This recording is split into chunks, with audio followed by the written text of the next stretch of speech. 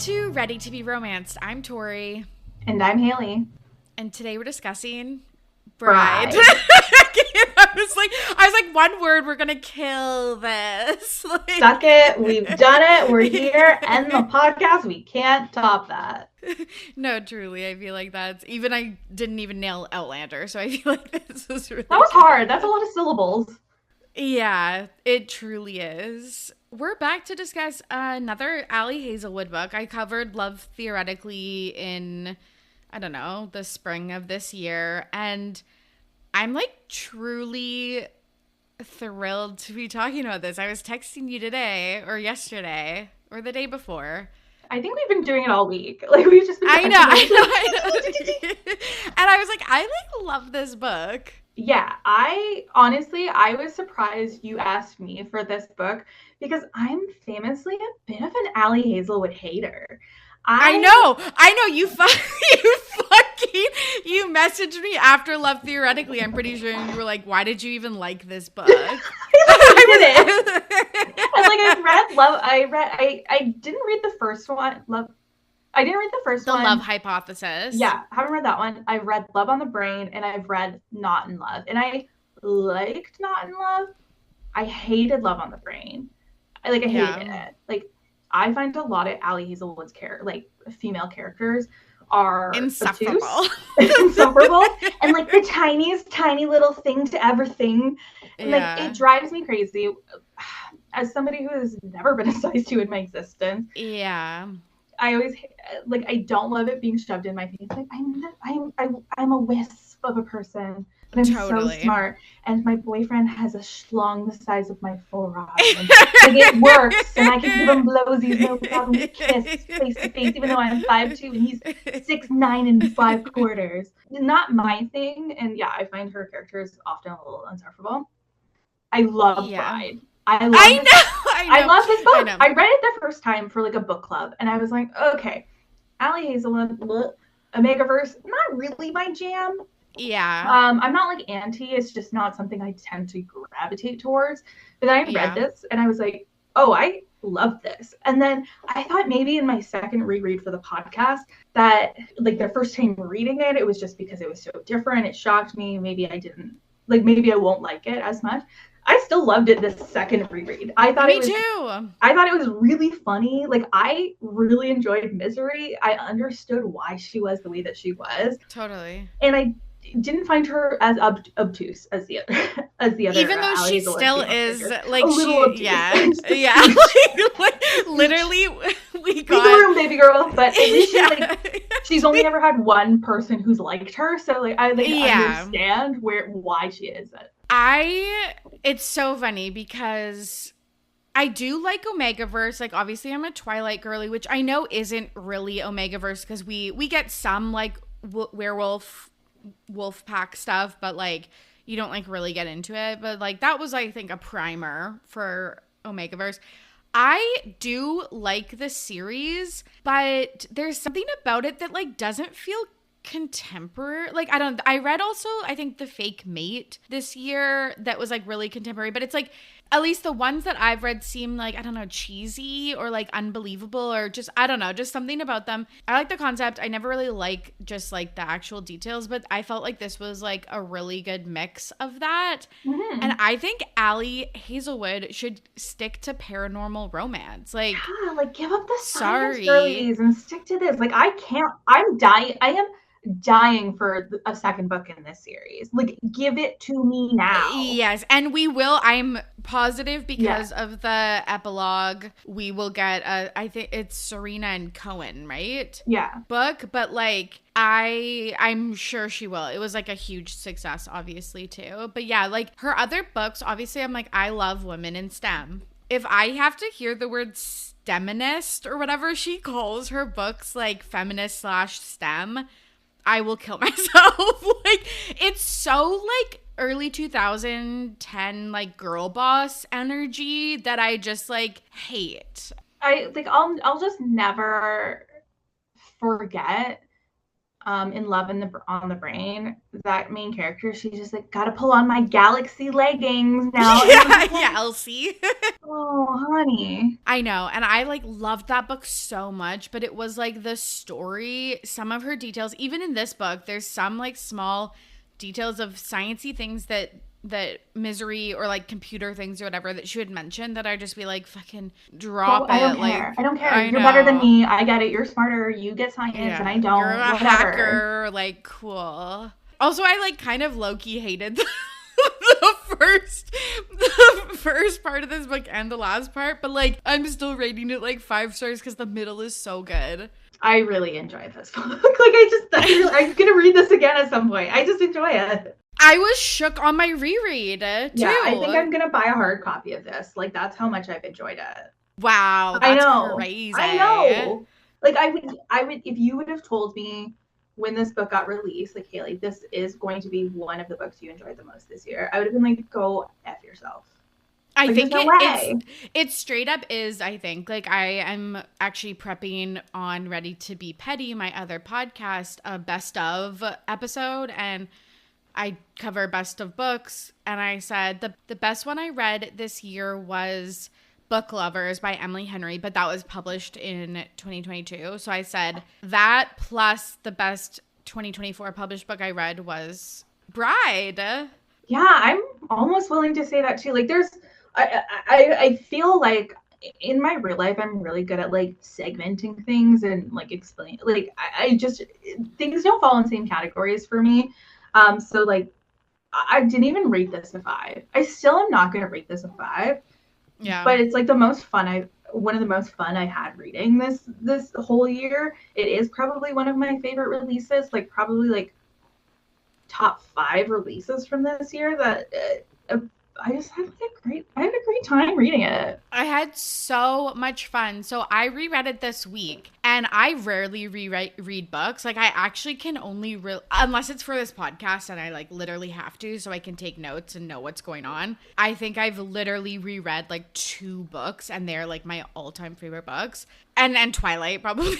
So like there's like my 2 favorite books and Twilight. But it's like I'm not a rereader because I just felt like I'm like, I just won't be like enraptured like I was the first time.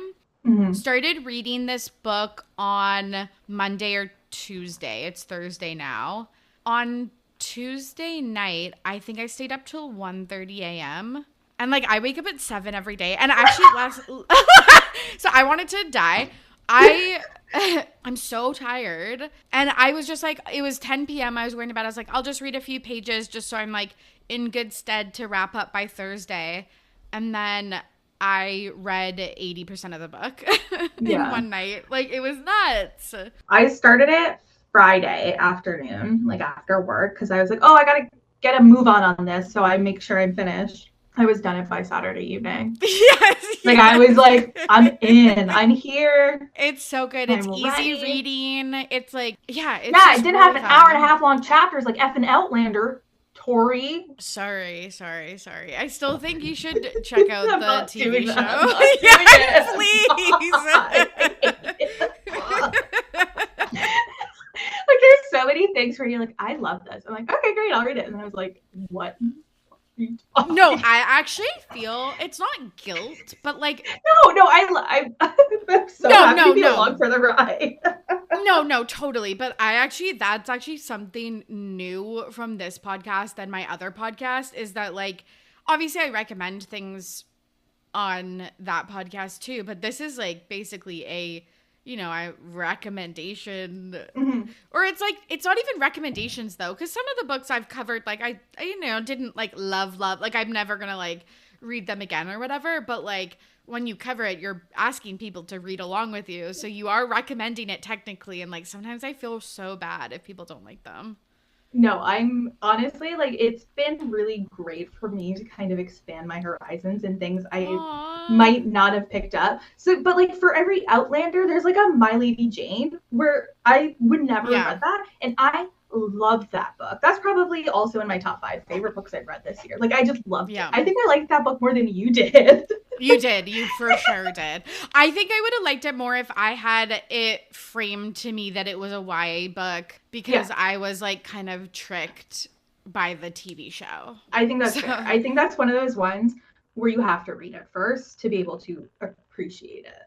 Totally. I also want to say that this book, so it came out February 6th, and then let's talk a little bit about what Omegaverse is for the noobs, and then we can like get into the plot. But this book came out February 6th, 2024.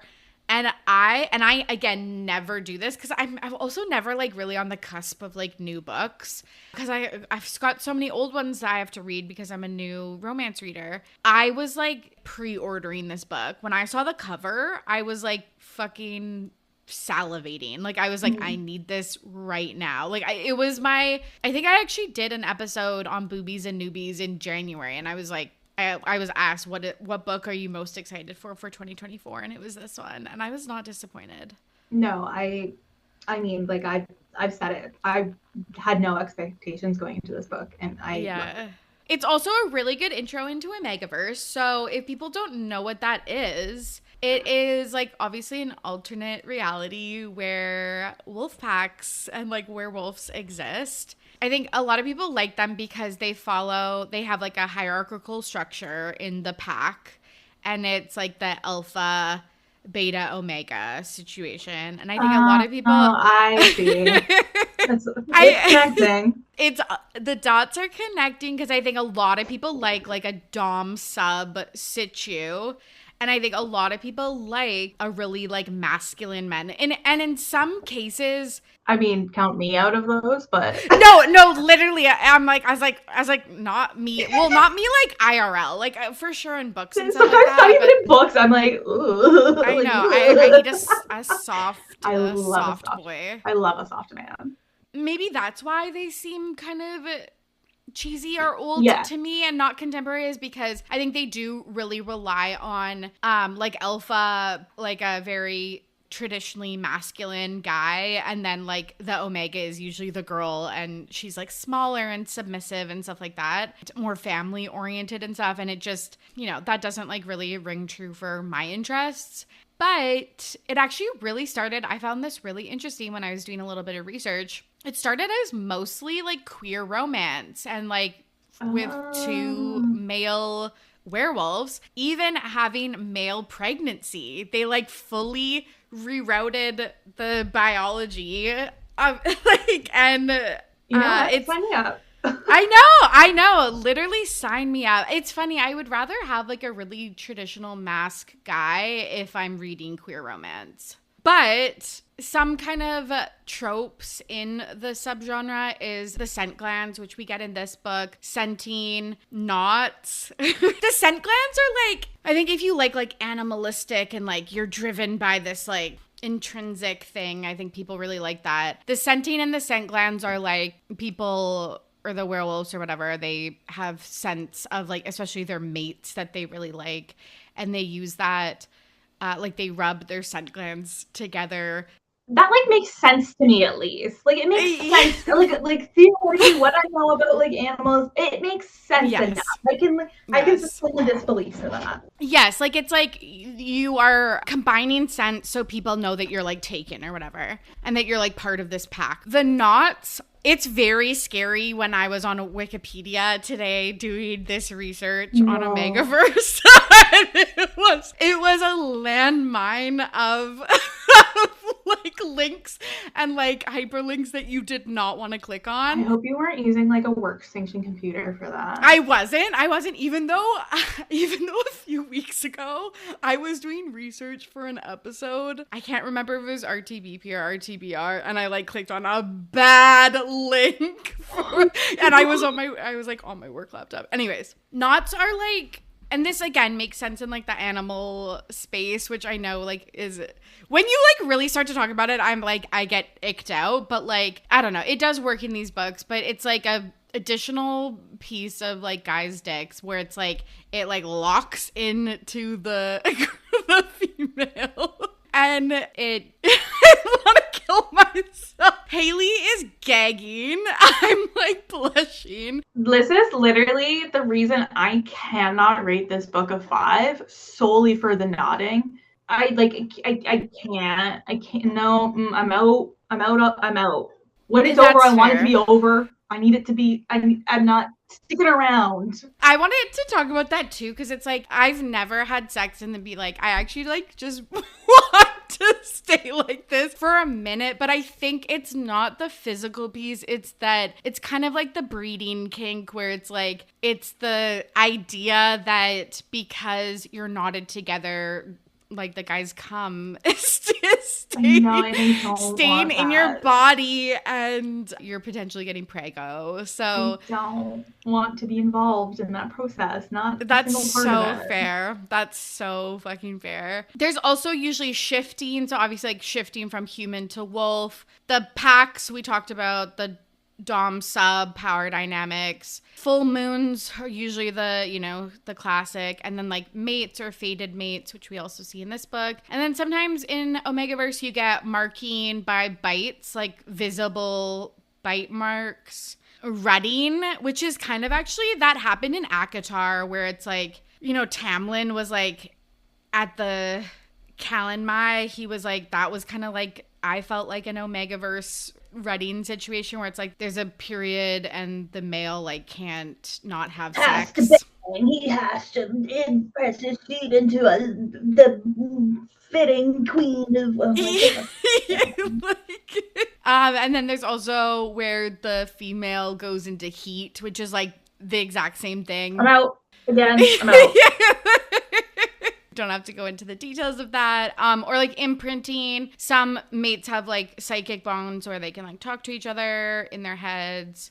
I feel like there's a lot of like praise, kind of also like praise kink in this. Anyways, I think it's generally good, but sometimes I feel like it can feel a little patriarchal and a little like aggro, which I don't always like. And I do feel like the straights are kind of co-opting it, because it was like kind of started as like a MM romance, and now there's just been like a huge increase in the last couple years of like FM romances. But anyways, let's get into the book. We're going to be discussing Bride. It's written by Ali Hazelwood, and it stars Misery Lark, who is a vampire, and she is, to her dismay, getting ready to marry Lo Moreland. He is the alpha of a werepack, and this is an arranged marriage that her father arranged because he is a high-powered councilman in the vampire territories. Where they live, it's like made up of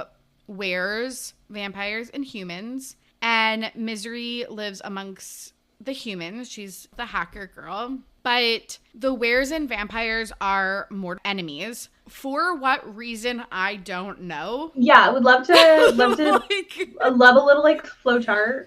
History. Yes, which they do. She does do a lot of like lore dumps, but for some reason that was like missed, I feel like. But basically the vampires and weres hate each other, and the humans like are like basically don't know that they exist. I like still don't understand. You know that they exist, but just like they're like so insular that they just don't even think about it. Yeah, because but Misery has to like wear contacts and like shave down her fangs when she's like working. So there is like a part of it that like, I guess it's just like a hidden, kind of like a hidden secret or something. I have no idea. But that's the world that they live in. And she has a twin brother. He's worried about her, but knows that this wedding is a symbol of trust between the species. So, they got to get married. The ceremony takes place at night because Misery is nocturnal. She is a vampire, and it's really tense because there's a bunch of werewolves there and a bunch of vampires, and it's an arranged marriage that neither party wants to do but has to do out of obligation. And she walks down the aisle. He's like surprised that she like walks herself down the aisle. During the vows, we just get kind of the introduction to Lo, that he is obviously a hottie, but he also like thinks she stinks. Misery thinks that he thinks that he thinks. In classic Ali Hazelwood female main character fashion, she just assumes that this person hates her. Yeah, it is a lot of that. And it was like obvious, right? That obviously he was so into her set, and that's why. Like I felt like that from the very beginning. I was like, well, he obviously like he's into you. Like that's like he would. Yes. Okay, can I just say one thing yes. too? I actually fucking hated what were those like chapter like POV. Oh, you know how I feel about an italic. If it's in italics, I'm not reading it. Yeah. If people are just listening to this and didn't actually read the book, there was like under the chapter number would be like a little like third person POV from Low, and they were like the cheesiest, lamest like sentiments ever. Like I'm the only one that like sees her strength or like something like that. And like I like truly hated it. Like, oh, like she's made my life better. It's like no. Nothing in italics is registering to me. Totally. But yeah, I didn't get the first read that they were, spoiler alert, super spoiler alert, that they are mates, because I'm dumb as Misery is dumb. Like, we're just as dumb as each other. But I obviously knew that it was that he liked the smell, not that he hated it. They don't really talk. They don't really, like, interact. We kind of get this flashback to a few weeks before the wedding about what happens. And basically, Misery is pulled out of work. Her dad's right-hand woman, Vanya, and taken to the Nest, which is like their main kind of like vampire headquarters. He's like, BT dubs, we need to start a new alliance with the werewolves or the wearers, because the previous human governor, Arthur Davenport, he was like an ally and they were both against the wearers. But they elected a new governor, Maddie Garcia, and she's like not on the same page. So we need something to like temper the possible war that could erupt because of the political changes in their society. And Misery is offered up as like the bride here, which is crazy because we find out later that there's this system between the humans and the vampires that as like an act of peace and like peacekeeping, they each trade an important child for 10 years. And so what's it called again? She's the collateral. She's the collateral. So she was the collateral for 10 years. She was offered up. She had to live with the humans for 10 years.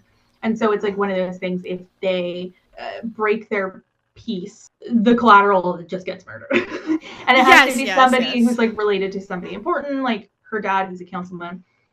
So Misery doesn't have any loyalty to the vampires, and that's why she's living with the humans, is because she doesn't really feel like she fits in either world, but at least she can like pretend to fit in with the humans. And her best friend Serena was sent to live with her because she was acting out when she was young, because she was 10 years old.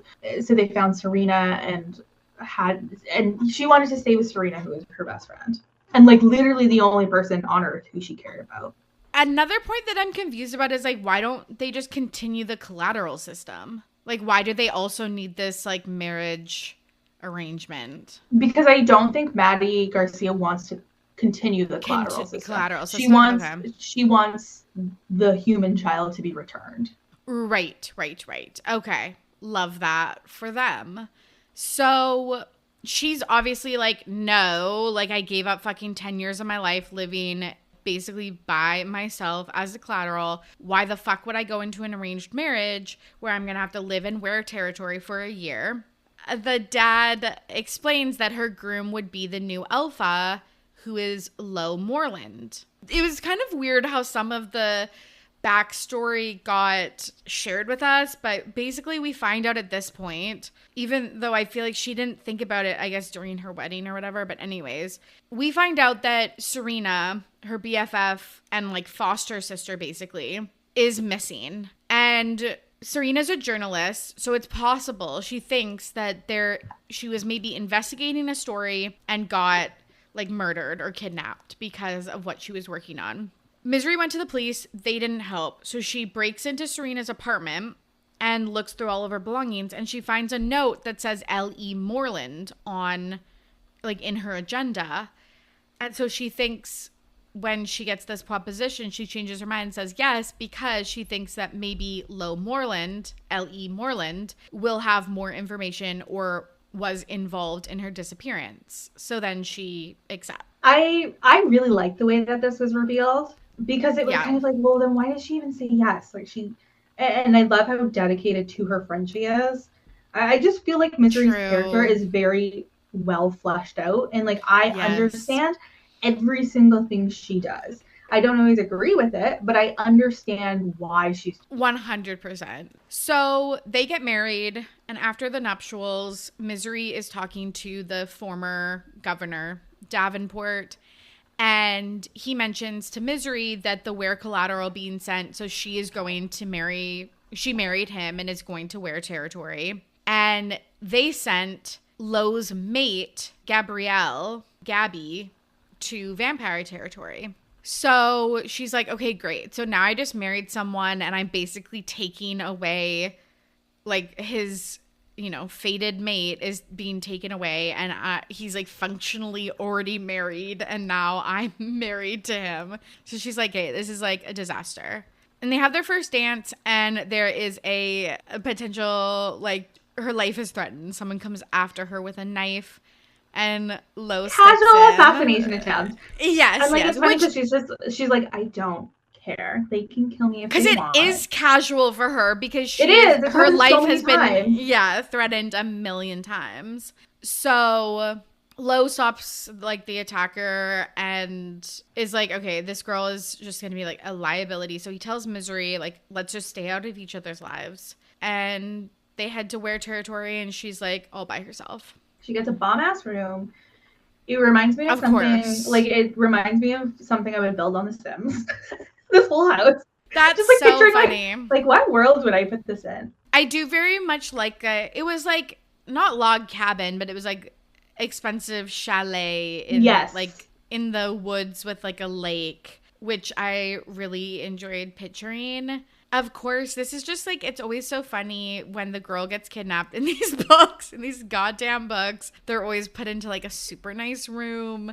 And then they, like, all day, they're just like, should I bake, plant flowers, or read a book in the library? Like, that's all they can do.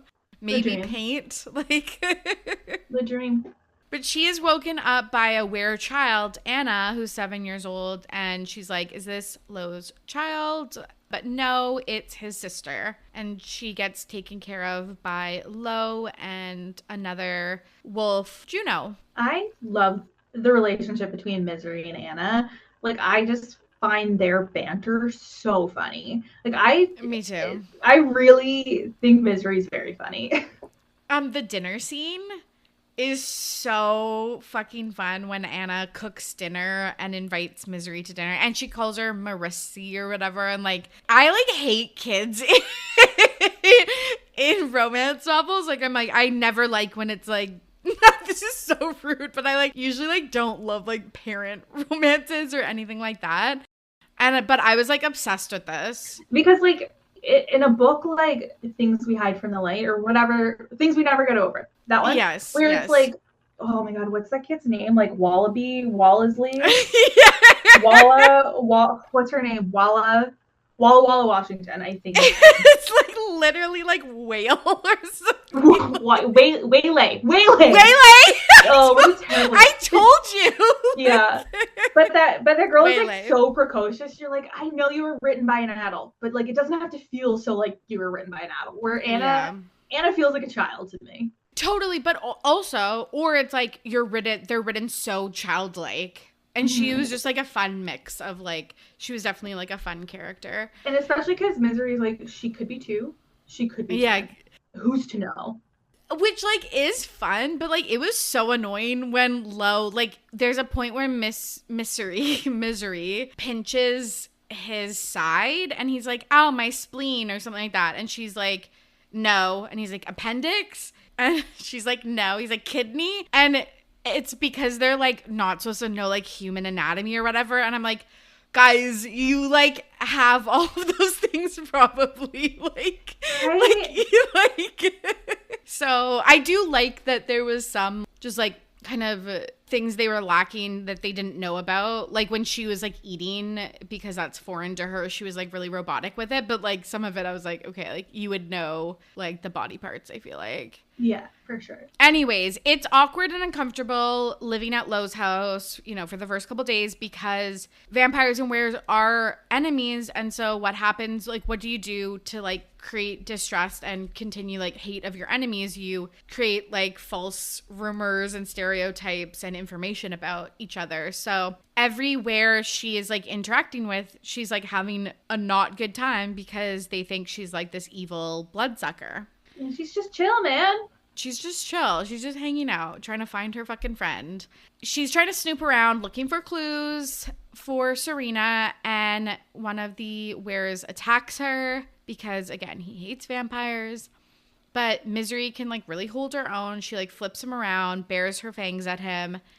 And right when she does that, so she looks like the bad person, Lo shows up and separates them. Everyone's jumping to conclusions being Misery attacked him and all of that stuff. She was trying to drink his blood. And she's none of this makes sense. I was hanging out. He attacked me. Why would I need to drink his blood when there is a fridge that you have provided me full of blood? Which makes a lot of sense. But yeah, totally. I was very much on her side. The weres were drinking a lot of dumb bitch juice in this scene. Totally. Because later on they're setting up Max because they know something's up with Max. So I'm okay, so don't you think there's something up with Max right now? Yes, that's such a good point. But I wonder if it's just they didn't want to piss Max off or have him think they were onto him or whatever. Exactly. Yeah, I think they're onto him, so they want him to continue on possibly working with Emery, which we'll meet later on because then they'll be able to find out, I guess, what's really happening. Misery is Lo, Max called you a traitor and is implying that he is loyal to Roscoe, who was the former alpha that Lo challenged and won against to become the new alpha. We kind of get Juno steps in at this point, and we really get to see the alpha stuff because she can't make eye contact with him and obeys all of his orders and stuff like that. There's a fun moment where he tells Juno to leave, and Misery thinks he's telling her to leave, but he just tells her to behave better. If a man was telling me to behave the way I would not behave. Which she basically doesn't because she, the next night she tries to break into, or she does break into his room. And then Misery must have also had a little bit of dumb bitch juice because she's I'm gonna break into, and he won't even know. This guy. This fucking killed me. Is famous for smelling. I just you're dumb. She leaves the room with this Lo Juno Misery interaction. She leaves the room and he is doing, because we covered Bridgerton, she's leaving the room and he does an Anthony Bridgerton, yeah, he sure is. Closed eyes. That air. He's laughing it up. He's rolling around in it, hoping it just covers his body. It was fucking crazy. And she catches him. She's the Lady Danbury also catching him. But yes, the next night, she breaks into his room, and of course he'll be able to tell a few days later because her scent stays on everything. Yeah, she's obviously. So dumb. That's just how it works. Well, and especially because it's not she's a human who cannot understand that. She also has a really heightened sense of smell. Mm-hmm. Dumb. There's no other explanation for it. It was just a mistake, I guess. But she goes through all of his stuff. She finds out that he likes architecture and was maybe possibly studying to be an architect. And she goes into his bedside table. She finds lube. I was I don't. What does that have to do with anything? I have no idea. I guess that he fucks. I don't know. Congratulations. And then she also finds a picture of herself. What did you think about the finding the sketch? I didn't care. That never really comes up later on in the book. It doesn't. I feel him being an artist really doesn't come up. And this sounds so bad, but it doesn't make me hot and heavy when men are artists, poets, or guitar players. Right. I don't need you impressing your art upon me. We can be art appreciators together. I don't. But Kate, what does she even think? Because she's like, he fucking hates me, and then she finds this, and she's he really, truly hates me. Listen, that's an Ali Hazelwood female main character for you. What do you want?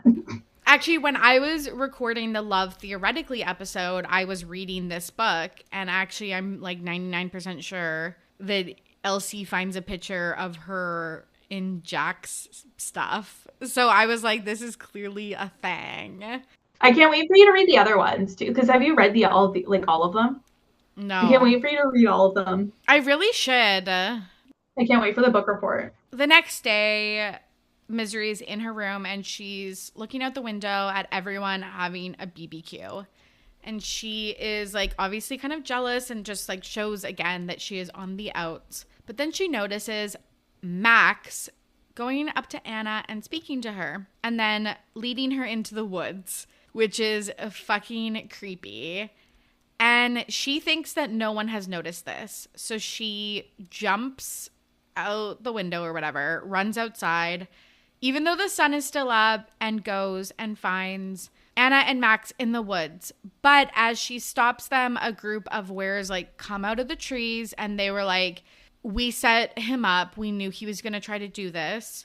And so we were always kind of like watching her on the periphery. And this just like confirms that Max is like probably working with the loyalists, the people that want to avenge Roscoe's death. Yeah, like maybe let her know. I know, but like, they don't trust. Yeah. But just like let her know. Like, oh, you think she's gonna tell Max, the guy who she was scrapping with in the hallway? Like, I don't think so. That's true. That is very true. So the next thing, obviously, is to find out why Max was doing this. So they start questioning him. He won't say anything. So they're like, okay, the only thing we can do is like, you know, punish him, like, and threaten violence against him. So he like spills the tea. Misery's like, wait. I can do something way easier. I'll thrall him. So she can basically touch his forehead and put him into like a hypnosis. You can then ask, you know, the person questions and they have to tell the truth. This feels convenient. You know what? And I think that might be my issue with a lot of other world books is that they just have some power that's just so convenient. You're like, oh, okay, great. Like, oh, not handy. I know. I'm also just curious because it doesn't really come up. It comes up a little bit at the end with the dad because he's really good at thralling that he like doesn't even have to touch the person's forehead. He can just do it with his eyes. But like, I don't know. I'm just like curious if we see more of this because like we didn't really get much of it. Mm-hmm. But basically, Max spills that Roscoe's mate Emery is directing this like uprising, but he didn't speak to her directly. So Lo is like, I'm gonna need to do that. I'm gonna have to go to California to meet up with her. Yeah, and so that's another thing that kind of takes me out. It's like I want it to be very this worldy or like completely our worldy because like I don't even have a sense of where their town is really. But then they're like California, Switzerland, and I'm like, okay, but where are you guys? Like at least in something like the Hunger Games where you have this new world of Panem, you can kind of figure out where, and it's like a North America like post whatever. You can like figure out where they are basically, or I don't, or like Akatar. It's like a whole new world. Yeah. No, yes, but it's a whole new world, but it's like it was the UK. If you look, yes, like kind of like how Panem. So if you look at the map of Prithian, it looks like England. Haley's finding out in real time. And like I am a geography buff. Like I know all maps. I don't know how it never occurred to me that like Hybern's Ireland. Oh yeah, Hybern's Ireland. Prithian is like England, Scotland. And that's why a lot of the names are based off of like English folk tales. Like Tamlin, I think is like and like Scottish is like a Scottish myth or whatever. I am so blown away right now. I know. But yeah, I didn't get that like are they in the Pacific Northwest? I just kind of pictured like oh, yeah, I guess so. That would probably like make Portland sense. Or something. Yeah, you know, that makes total sense. The vampire place is more like Seattle. Yeah, and then something humans like is that. Like Vancouver or something like that. Yeah, like something like that where it's like or maybe even closer together. Maybe it's just like Seattle it's like the rural part of Washington is like where the Wares live or whatever. Yeah. And Seattle, I don't know. But I also could just be making that up because of Twilight and like 50 Shades. No, that feels correct because like just like the Ware area that they were describing, and then even the flight to California, I feel like it didn't take that long. So. And they talk about a river. They do talk about how a river intersects the territories. So, yeah.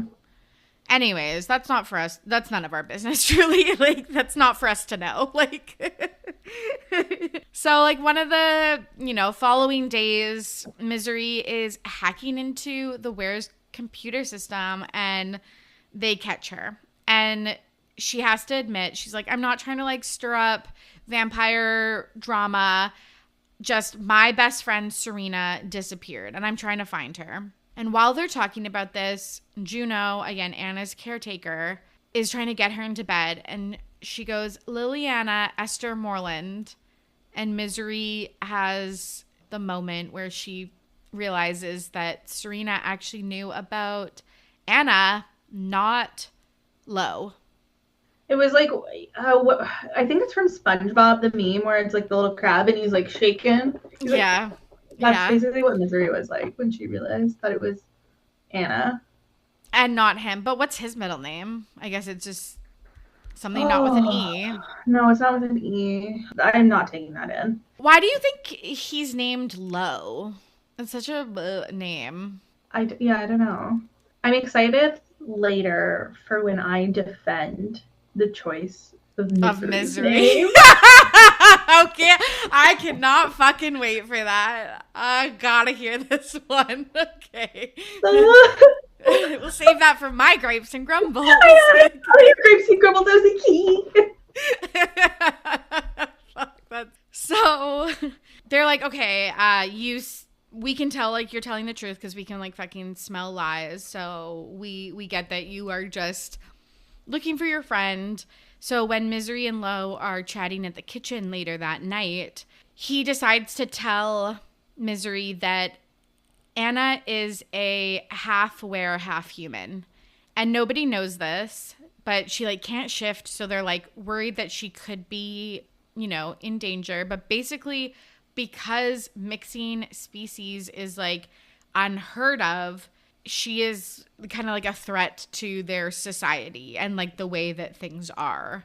We get kind of more of Lo's backstory about how Roscoe was like a cruel tyrant and ended up like killing his mom because his mom was like disagreeing because of Anna. Like there's just like all of this kind of sad backstory about how Lo has had to protect Anna from like everybody and how his like mom died for like standing up for, I think, like her family. While he's sharing all of this stuff, he's making a peanut butter and jelly sandwich. And when he goes to put everything back, Misery scoops out some of the peanut butter and eats it, and he catches her. This is so funny to me. She says it's like one of her habits that she picked up for when she lived with Serena, and she loves peanut butter, but she like doesn't have all the teeth to like digest other food. Oh, right, yeah. Yeah. I'm like, does she have taste buds? I guess. Like, I guess so. This was funny to me. I liked it. It was cute. It was just fun, like bantery kind of moments. Life moves on. Juno apologizes for being a huge bitch to Misery. I think someone, puts a peanut butter jar in her fridge. I'm assuming that's Lo. In one of the days, Misery catches Alex trying to teach Lo some coding stuff because he's like the Ware techie. And Lo is like a boomer on the computer. Like when I've been trying to teach my mom copy and paste on the keyboard for 20 years. It's just not happening for either of us. I've given up. What's not clicking? I don't know. I don't know. Yeah. Like recently, my parents bought a new car, and then my dad was a former a car manufacturer employee. So he gets a discount, and so you have to go to the website and provide this discount. So their car salesperson called me and was like, hey, like, can you give me the password? I was like, no, I'll just give you the code. I've generated it. He's like, oh, you should teach your parents how to do this. And I was like, I'm not doing that. Like, no. Like, I'm not doing that. And they're like, oh, but it would be good for them to know. It wouldn't be good for them to know it. It's just easier if I do it all. Like, yeah. It's just easier. Please. Like, no. Yep. That's me. Like, I am the password manager. Yeah. I'm the booking the flights girl. Yeah. I'm everything. Yeah. I'm the project manager. Yeah. I like to say. Same. One time, actually, since my dad retired, one of his newfound hobbies has been entering radio contests, of which he's like won with pretty regular frequency. Okay, go off. And then the one he won, like they sent him like a PDF to like fill out and send back. And I'm just like, you're a classic rock radio station. In what world do you think your audience knows what a PDF is? Never mind how to fill one out and return it.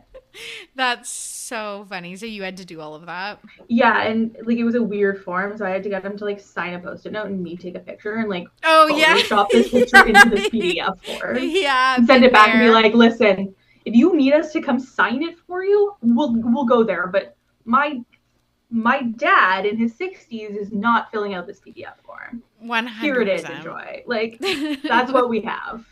Take it or leave it. And that's basically low. It's basically low, yes. My dad didn't know how to answer calls on his new cell phone. So you know what he did? He Googled, how do I answer calls on this phone? And it worked. At least he's resourceful. Yes. At least your parents know how to Google things. I'm the Google. Like, they call me as they should do a Google search. My dad's really good. My dad loves Google. It's his favorite. He's just like, he's like, I'm going to Google that. Love that for him. Loves Google. He loves an information. So, yes, Lo needs information from Emery. And how are they going to do that? They're going to like put, I don't know, like a fucking tracking device on. Yeah. Lo's like, yeah, I'll just go on her computer and I'll do it. And everyone's like, no. You type with one finger, babe. Like, that's not going to happen. So Misery's like, well, I'll go because it makes sense. Like, I'm your new wife. So they would be no cause for concern that you brought me and I can, do the tech stuff. And he's like, no way. So she's upset about that. I hate when men in books are just like, no, I protect her. I have to protect you. Yeah. Like, yeah. Because also it's like, she is a vampire. Right.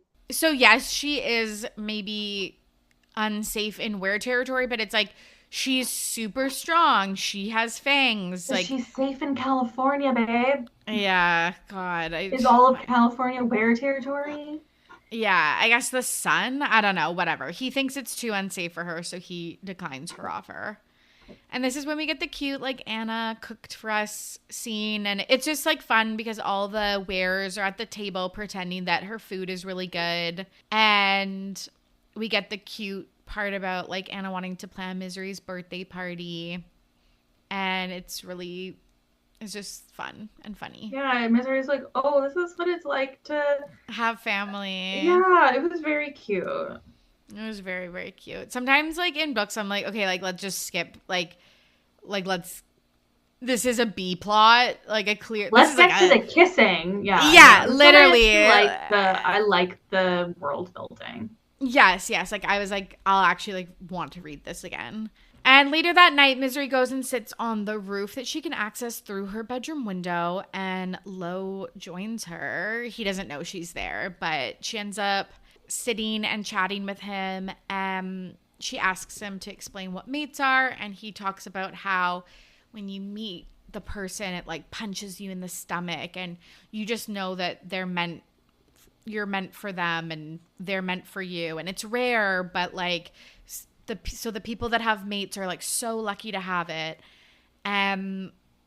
Physiological changes occur, like scents, and she's still just like, she's like, oh, that sucks because, like, I stink. Like, I know. She's like, I'll just go take another bath. I guess, like, she's so dumb. She's so dumb.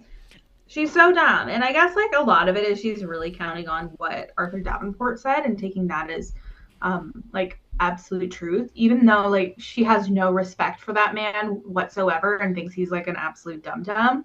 But like in this one thing, she's like, that's literal. That's his mate. They sent his mate over. Okay, but then also she's like, she basically is like, does your mate know that she's your mate? And he's like, no. Doesn't he say that here? Yeah, because he thinks like he's talking about her. He's like, I know. Talking about her.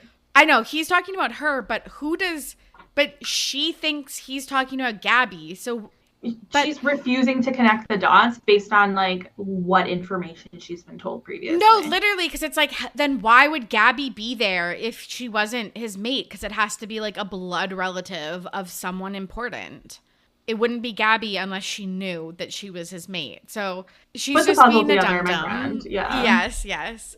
And he talks about how like mates mark each other with a bite. We saw that with Mick and other wares that she hangs out with and stuff like that.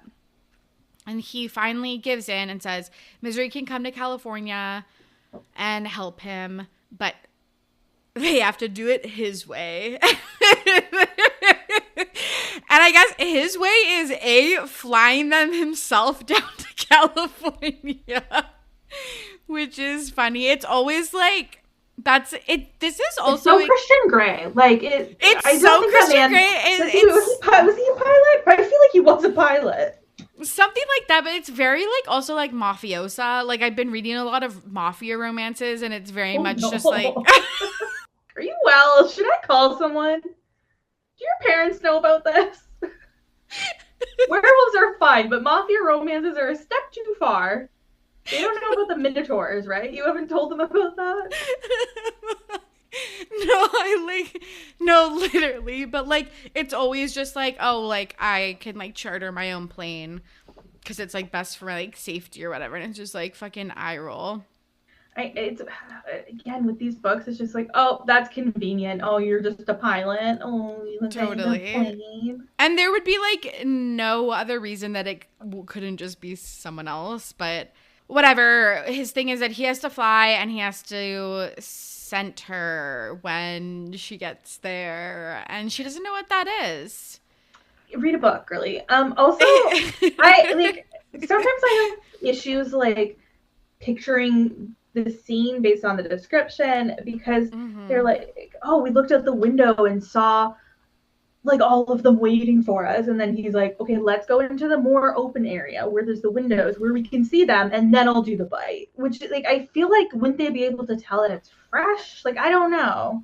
I know. I even thought like, because sometimes other like wares can smell when it's someone else's, like when mates like meet each other or whatever, and like that never happened. But yeah, I didn't get that either. But basically he like rubs his what? Well, his scent glands, but like why is like glands like just, it's not sexy, like it's not just a hot word. It's not a hot word, but that's like, they're like located, and this is very Omegaverse culture, but they're like on the collarbone and like the back of your neck. So he's like rubbing his against hers, even though I guess she doesn't actually technically have them. I get like sometimes I just don't picture what's happening because it's better for me not try and like strain myself to understand. Yeah, like, I think that's fair. Like what movement? Like if you ever read a Tessa Bailey book, like like when those intercourse scenes happen, I'm like because nothing makes sense. None of that works. It's a pretzel that I don't need to figure out. Like. Yes. And that's like similar here. He like does her front, and then I think he like flips her around and like bites her neck and stuff like that. Because he's so overcome. That's the other thing, is this is like a sexual thing, obviously, because you're supposed to do it with like your mate or whatever. And so it's like a sensual moment, and he like gets really into it, and he bites her neck. Also, this is when he tells her like, I'm obsessed with your scent, right?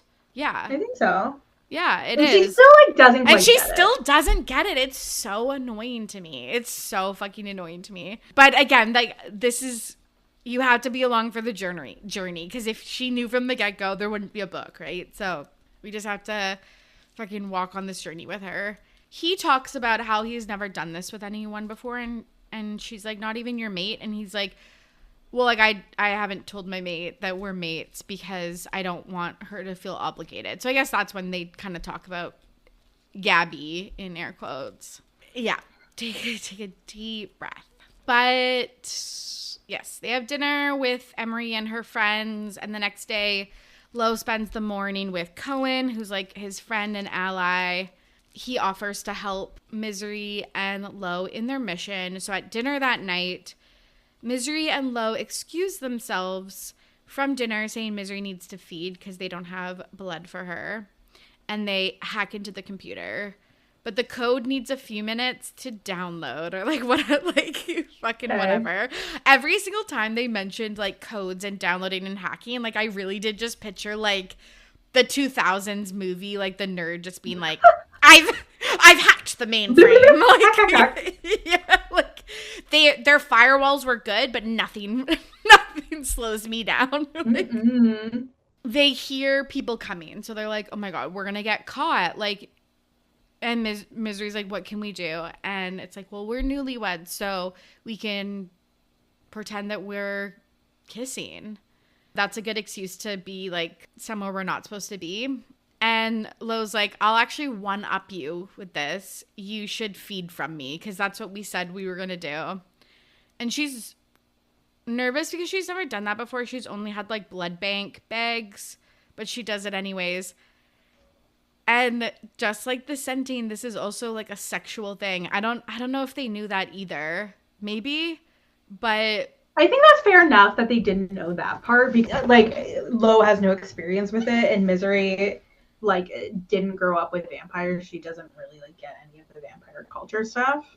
Yeah. That's true. And like she does talk about how vampires aren't like monogamous because their birth rates are so low that they just have to bone as many people as possible in hopes that they have a baby. Yeah, that was weird. Side plot, but does she like have an orgasm here? I think he fingers her. Does he? She's feeding. I'm pretty sure. I'm not going back. I think they. Any excerpts. I'm not reading. The fact that I said fingered on a podcast, like that's a lot for me personally. I think they just like dry hump or whatever, but I like, yeah, she's just like overcome because, you know, like every vampire romance, the blood tastes so good. Again, one of the things that puts me out is that her blood is purple and his blood is green. Like, it's just not, I can't make that work. Actually is one of the worst. And like, that's such an Ali Hazelwood thing to like do something like quirky again. like in my vampire world, their blood is purple.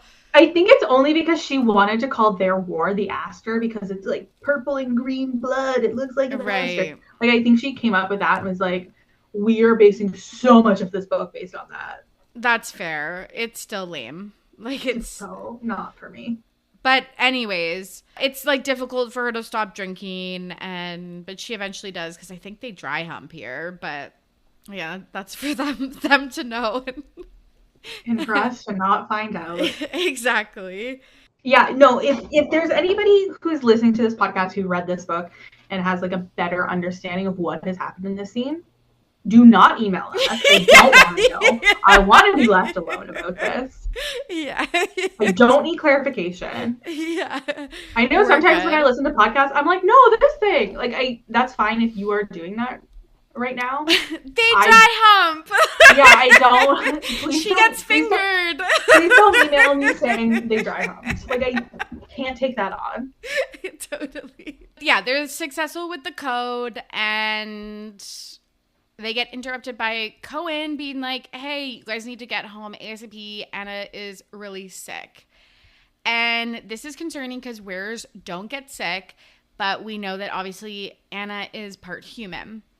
So they fly home and they like feel like they want to take her to human territory, but that's risky. And Misery kind of saves the day because she knows about human medicine because of her time with Serena. So they're able to get her like Tylenol or whatever, and she gets healthy again. I mean, fabulous for her. Yeah, love that for her. She had like the common cold or whatever. She had the common cold. And they were like, she's dying. She'll never last the night. She had like Misery's like, two children's Tylenol will take care of this. Exactly. So Lo and Misery are talking again about, you know, their situation, but they're getting closer and they're about to kiss and they're like kind of talking about how they like each other. And Misery all of a sudden faints. And we find out that someone has been poisoning Misery and that she will be in a coma for a few days, but she will be okay. And Lo is fucking stressed out. And he's like, this could be a threat on Anna too. So like Anna needs to be moved somewhere safe. And eventually Misery does wake up. And this is when she gets to meet Wolf Lo. He's fuzzy and white. Yeah.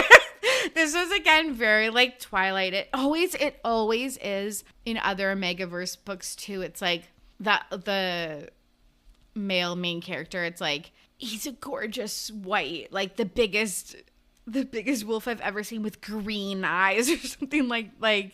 It bothers me. Like it should just be their hair color. I know. Yeah, 100%. That doesn't make any sense for it not to be their hair color. Yeah, totally. And he's guarding her door and they like hang out a little bit and fall asleep together. When he's in wolf form, they snuggle and that is cute. I do like they that. snuggle in her closet. In the closet she sleeps in because the sun hurts her through the window. It's cute. Yeah. But now we're at the good part. Now we're at the real juice. I actually don't even remember how this starts, but I think Lo draws her a bath and puts her in the bathtub. Yeah. Because she's ill and she just woke up from a coma. Oh, yeah, and she's like, I'm grody as hell. Like, please. Yeah, she's like, I probably like actually stink this time. So he's like, okay, like I'll draw a bath for you. And he starts like washing her legs and stuff like that. he like sticks at one point. Does he like stick? He sticks his hand like in her under vagina? The water. Yes, it does happen. You're not misremembering that did happen.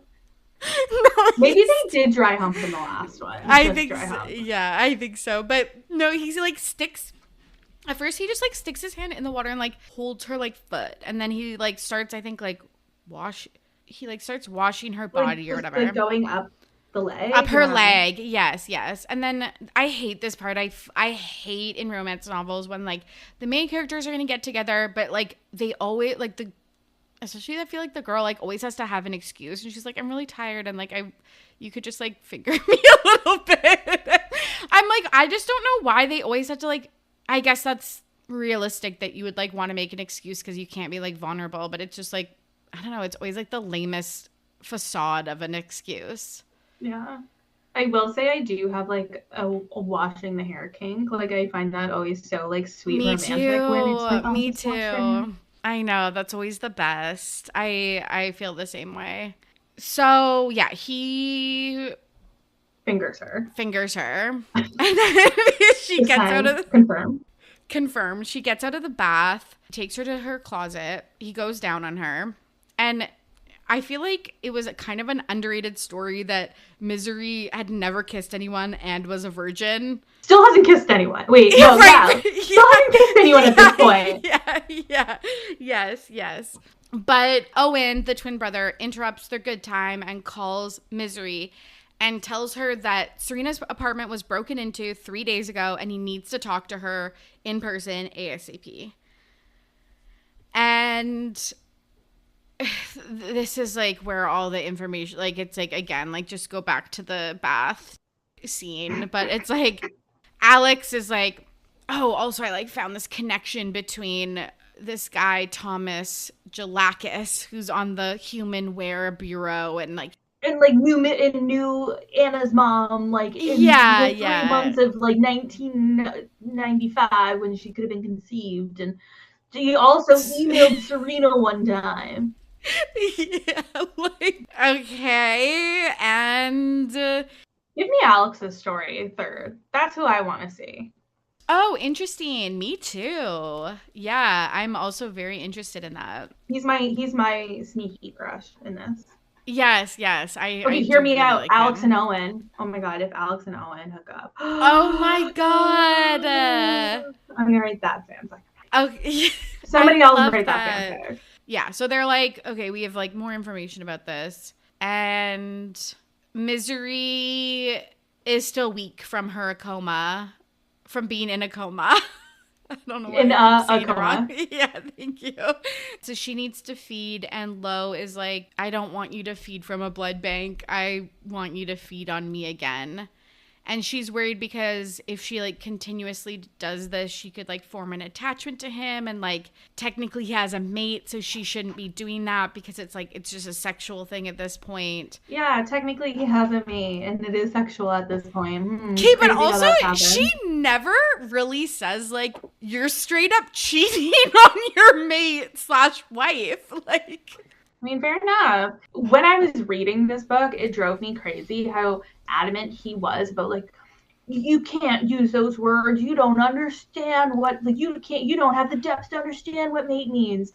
And I'm like, yeah, she understands. And now, like, as we're talking about it, I'm like, oh no, she like is too dumb. Like she doesn't get it. Like, she actually doesn't get it. So fair enough.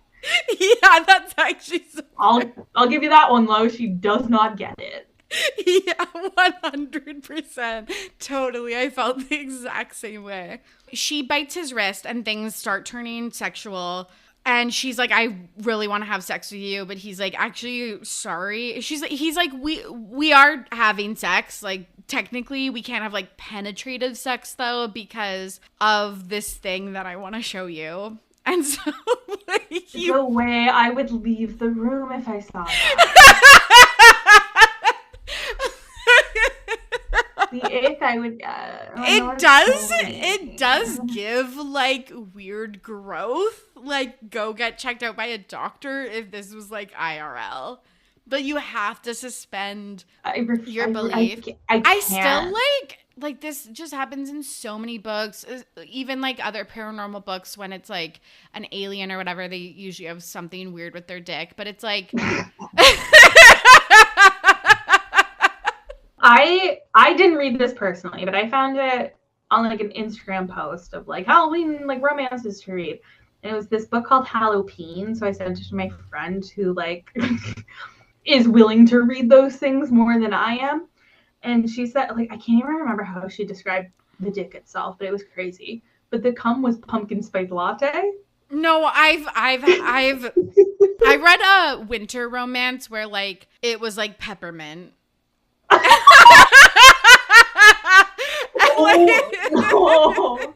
It was like candy cane flavored, and it's so fun though. Just, I'm not judging because it's like just so fun to be like, this is something that I'm reading, and maybe I'll cover something like that on the podcast one day, but like, it's just not my thing. It's just truly not my thing. No, to each their own. That is not my own. Yeah, exactly. Even just like some of the like, when the intercourse is like too hardcore, like even then I'm out. Ooh, yeah. Like twice a day? Like I can't my disbelief for that. That's not crazy. That crazy. No, it's not. No, it's not. It's not that twice crazy. In the span of 48 hours? Like, who does that?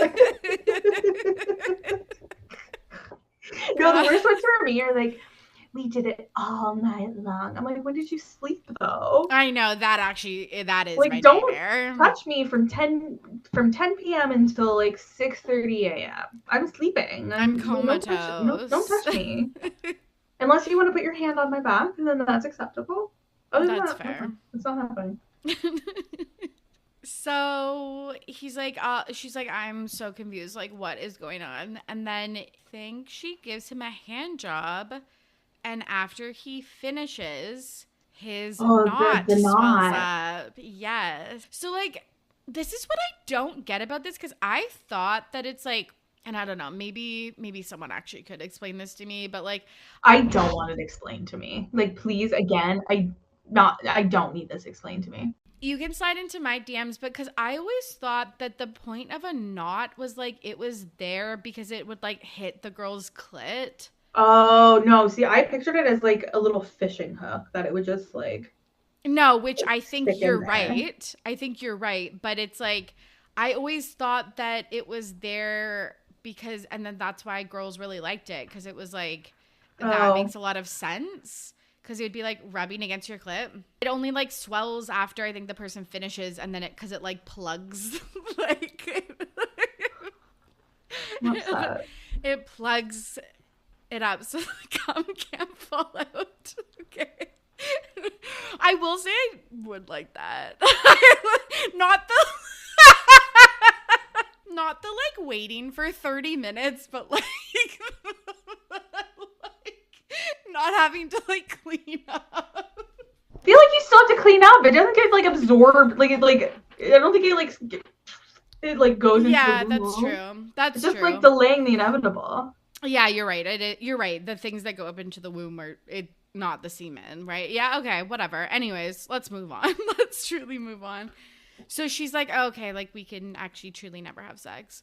So the next night, they go to dinner at Governor Davenport's house, and they both hate him, but they need information. And they talk about how Thomas is dead. He died in a car accident. And it was actually because he was talking to a journalist about embezzling that Davenport's council, like administration, was involved with. So that sucks because we think that that is Anna's dad. But he makes a comment also about Lo's mom, and Lo snaps and the dinner ends. Misery's like, I don't think that Serena would just be working on this story and like disappear if it was like a simple embezzlement story. So like, I still think that it was like this interest in Anna that is what got her in trouble.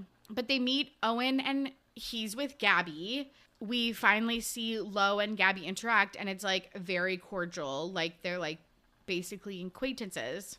So Misery is extra confused. And Owen lets her know that he is trying to overtake their father, dismantle the collateral system, and like forge new alliances. And he needs her support. And she's like, okay, I'll like think about it. They leave and they drive to Misery's old apartment to check it out.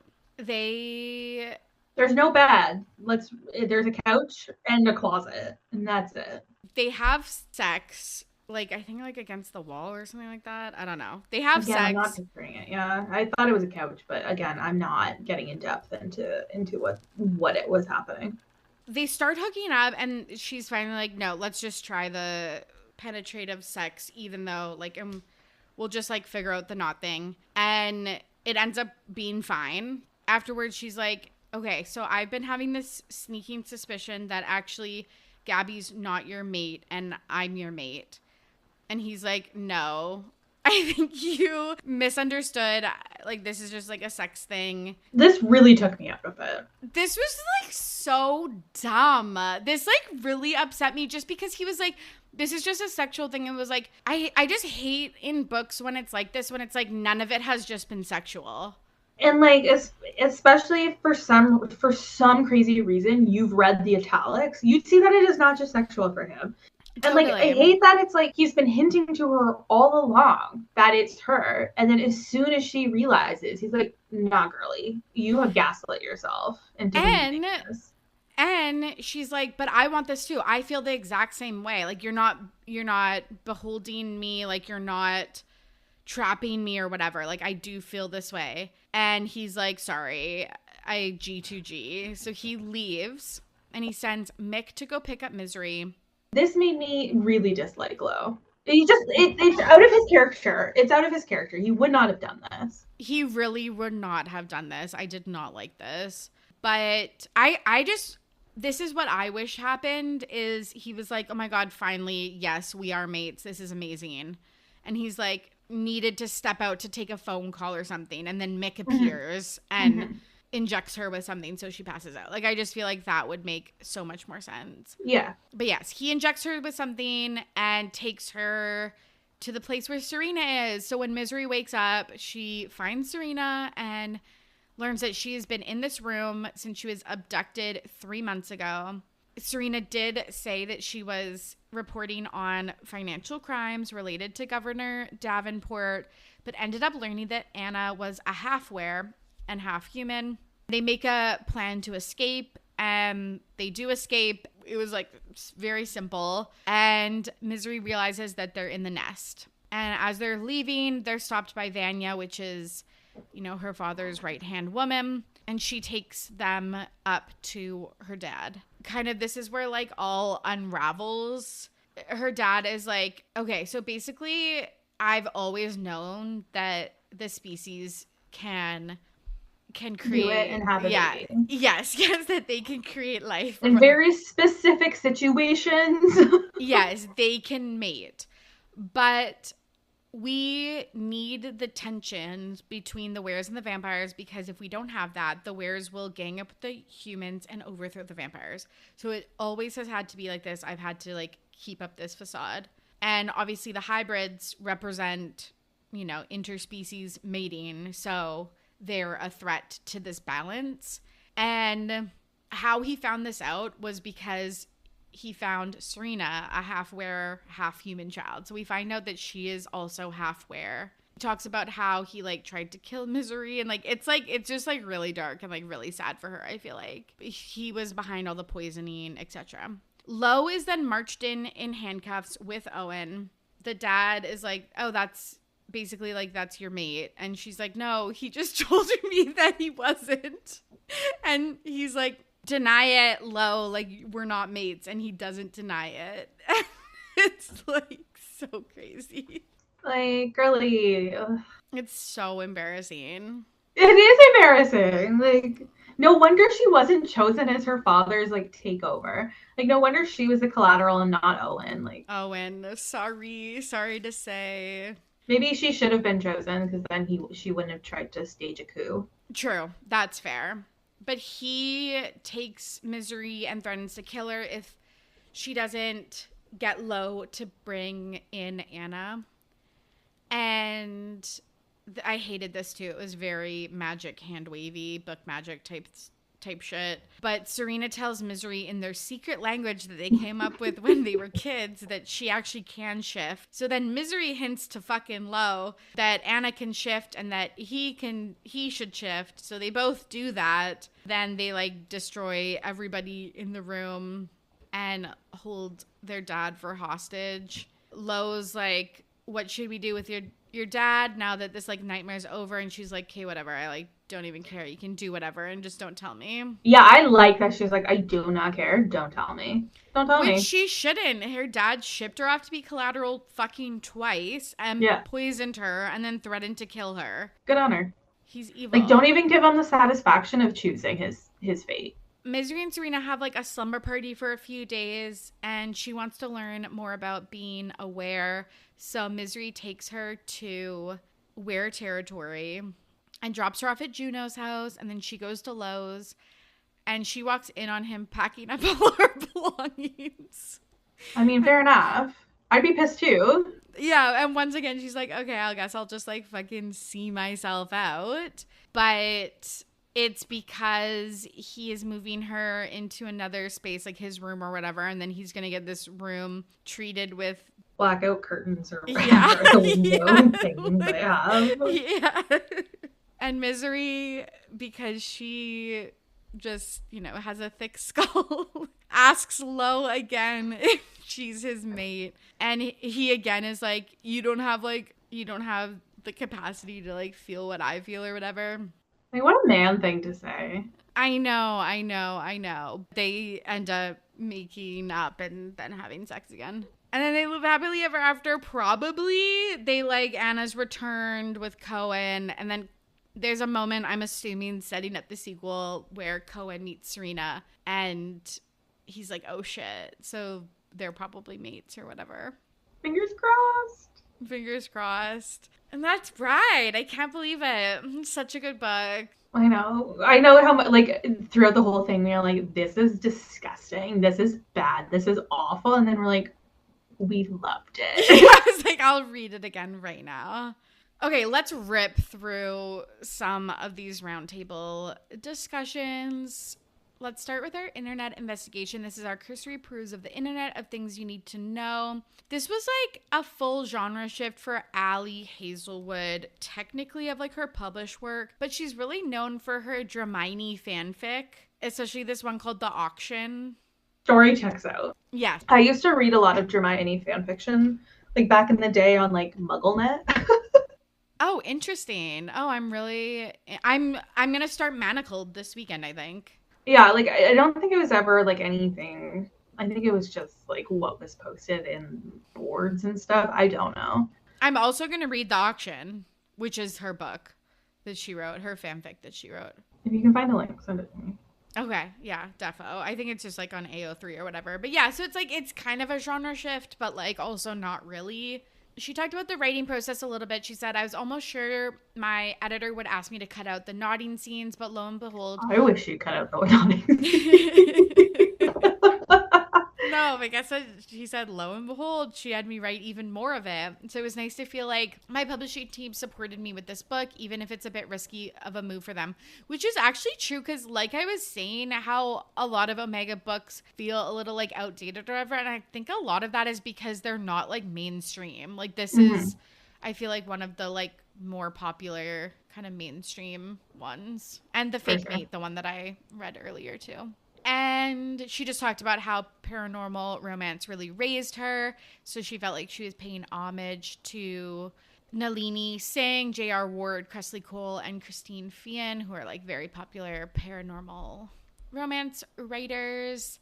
And she loves the concept of fated mates. So that kind of was the inspo behind Bride. And then let's talk about our Wonder Whys. These are unanswered questions for the listeners. I was confused by this because I thought Cohen had a mate, Amanda. Oh, yeah, that's interesting. I might have to reread it a third time to really get in on that. Or just wait. Cohen is the like kind of like an uncle figure to Lo. So do you think maybe it's not romantic? Maybe that's her kid. His kid. Oh yeah, maybe that's her dad. Oh, you think Cohen is Serena's dad? Yeah, because she's half where, so we don't know who her parents are. And I remember Cohen being like, or Misery talking about Cohen being like, that's like a parental figure to Lo. Oh, that's interesting. Because I thought it was romantic up until right now. Very interesting. Yeah. But then it's weird she would set it up to seem romantic and it not be. I know. Who knows? Do you have any other unanswered questions for the listeners? Not really. I choose not to ask too many extraneous questions, you know?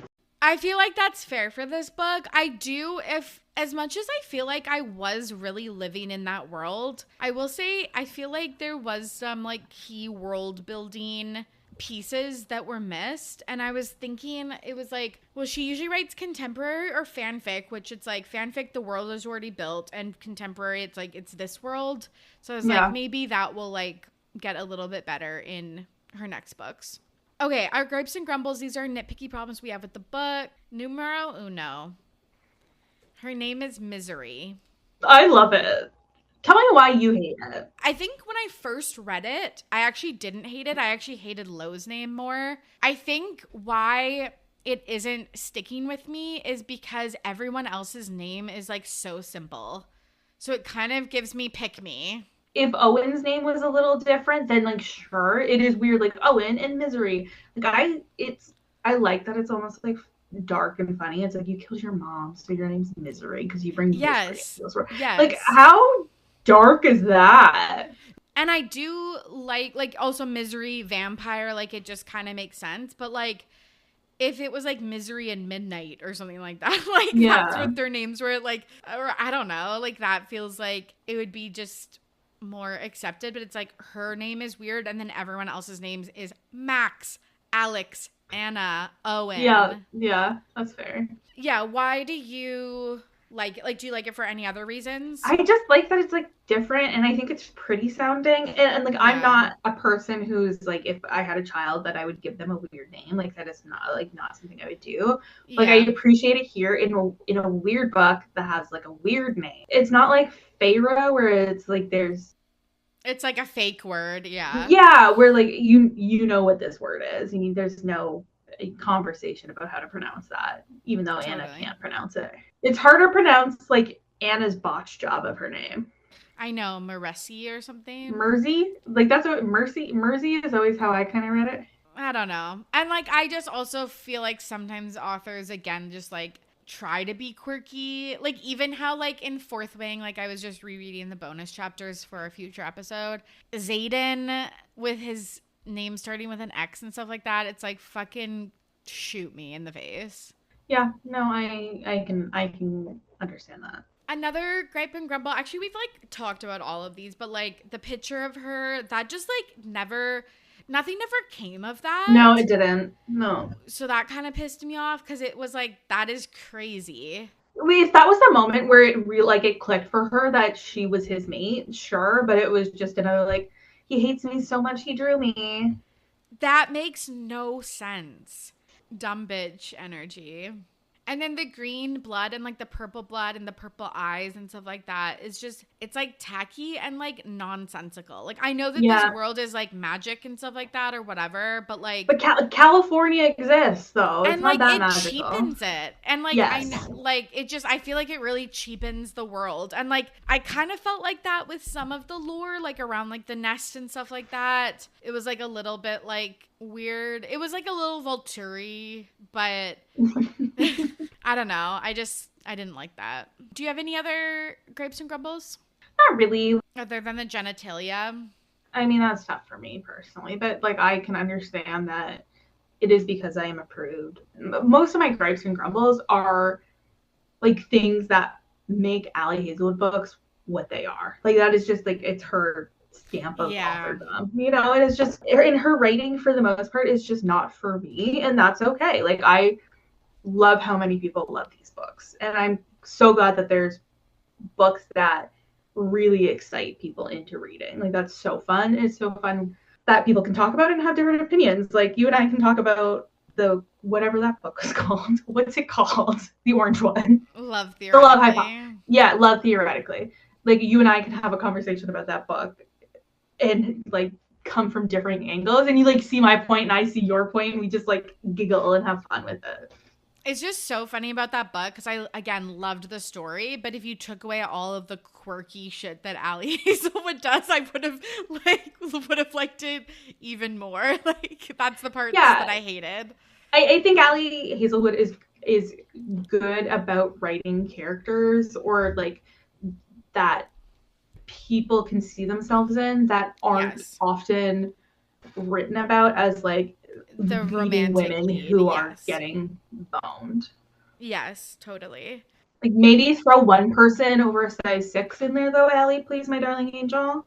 Yes. Like I love that Misery was tall here, even though Lo was still so much taller than her. I love that we're finally getting a tall girl, or like somebody who's not 4'11" and weighs 45 pounds. Like, like let's keep going with this. Yeah, totally. I agree that it's like, yes, the nerdy girl in movies and books are like, yeah, typically not the romantic leads or whatever, or like people don't see them as like sexual beings or whatever, but like I'm like, do you have to like hit us over the head with it? I just wish it was like a little more subtle, but yeah, that's it. Our sequels group, this is the tea on any upcoming sequel seasons and the general reception. It did extremely well. It's funny because I don't always often think I have like good opinions about like the actual like writing, I would say, but like people really noticed in all of the reviews I read by like real critics. People were like, this is her genre. Like she should continue writing in this genre. And I agree with that. Like I agree with that. I thought it was sure her world building needs to be fleshed out a little bit more, but I was quite happy with what was given to me. I thought this book was engaging. I thought Misery was great. She was easily my favorite of all of Ali Hazelwood's leads. Yeah. I really want to see where this goes. Same.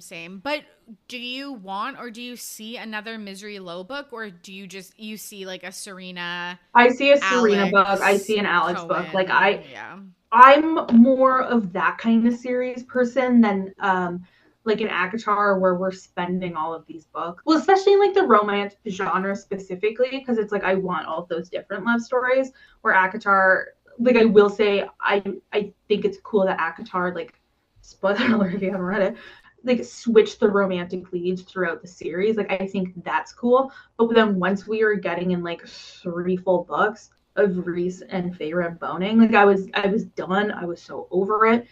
So I like the character switch. I think we'll get enough of Misery being funny just as like a side character. It's funny because I totally agree with you. I really like duets.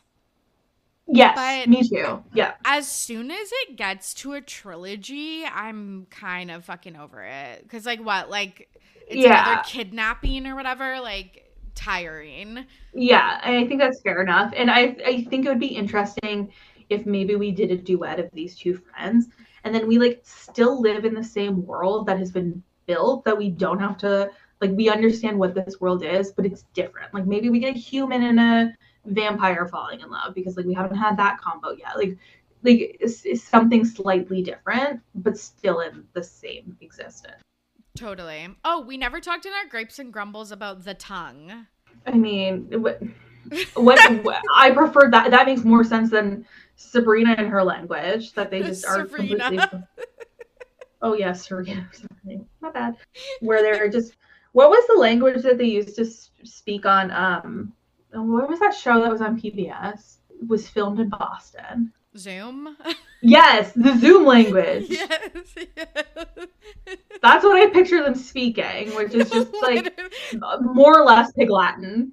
That's what I imagined, Serena and Misery talking. Yeah. When it was Owen and Misery, I was like, oh, this is like Parcel Tongue or whatever the fuck. Yeah.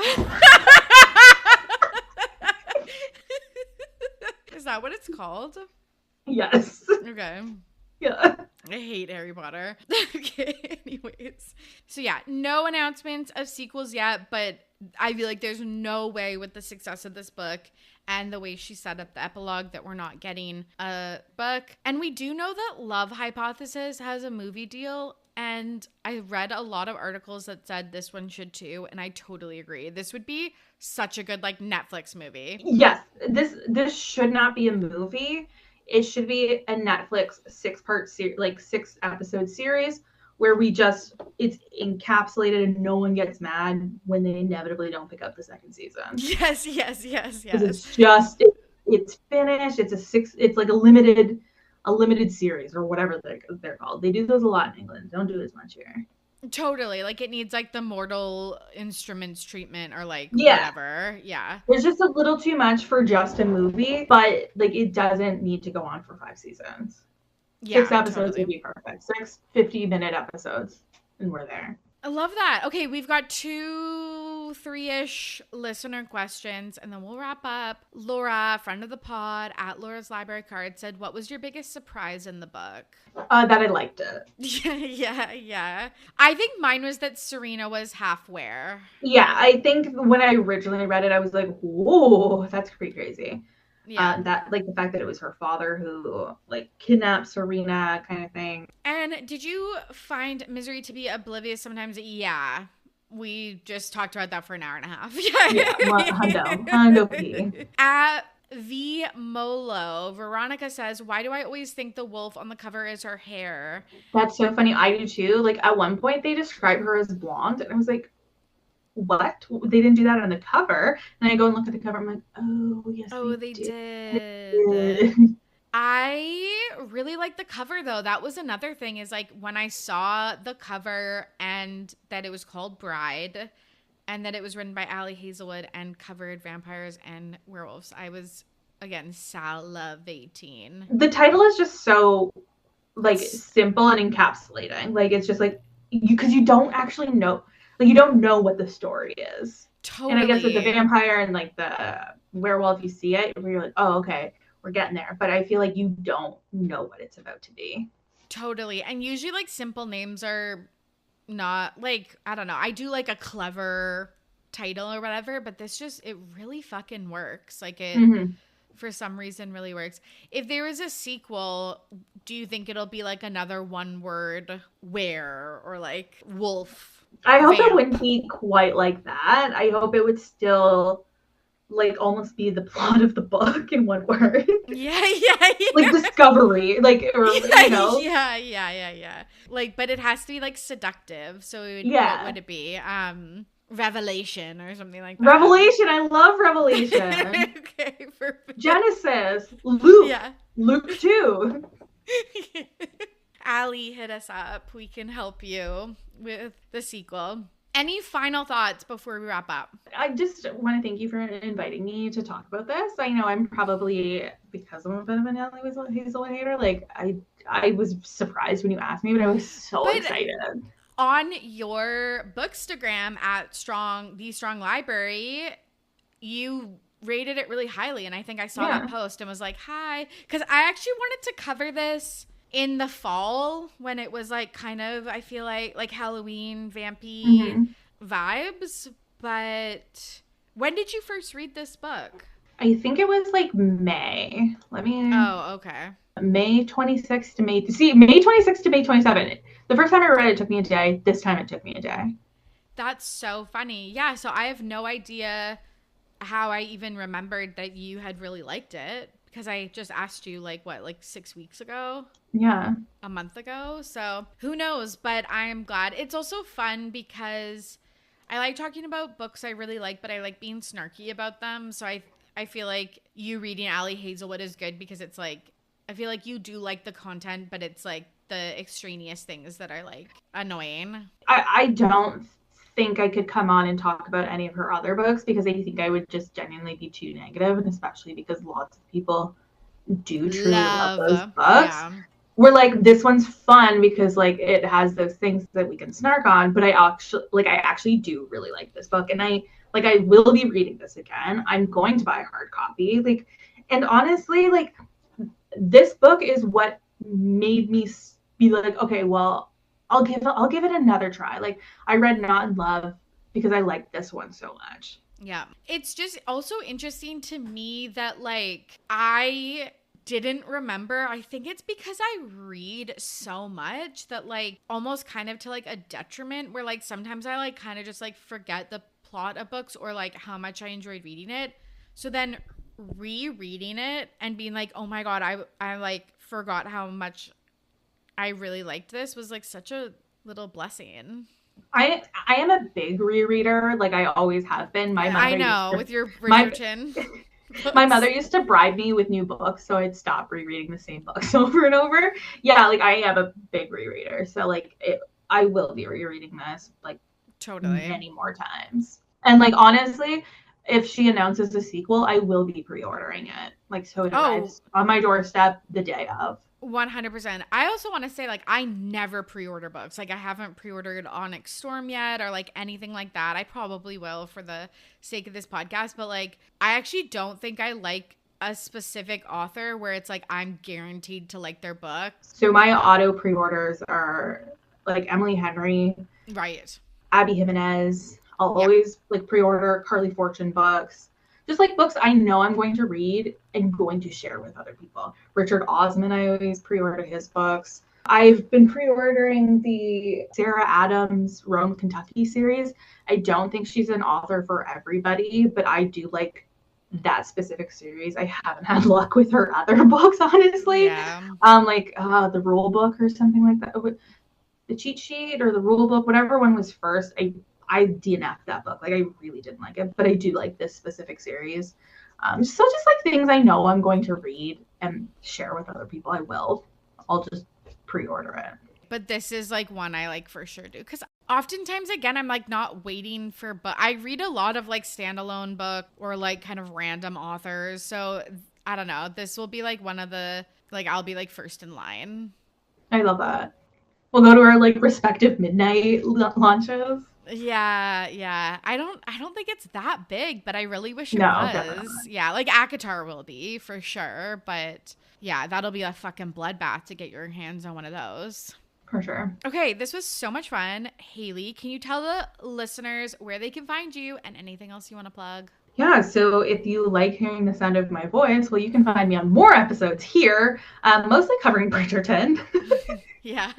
Bridgerton related universe, the Bridgerton universe. I also cover the Bachelor franchise over on the reality TV RHAP / We Know Reality TV podcast, and also Top Chef. That should be coming back in the spring. And if you like my book takes or hate my book takes, then you can follow my Bookstagram account at The Strong Library. I review all of my books over there that I've read and, just other little things. So follow me there. And on TikTok. Oh yeah, on TikTok. You've been doing way more hauls, I feel like. Yeah, I like to do what I've gotten from the library on my TikToks. Love. And that's another reason why a lot of the books I get are from my library. So like you can't always pre-order. But anyways. Yeah. You know what else? I've really been enjoying like Kindle Unlimited lately. Yes. I did I was like, I'll just do 1 month. Yeah. But I've had it for a few months now and I'm really enjoying it.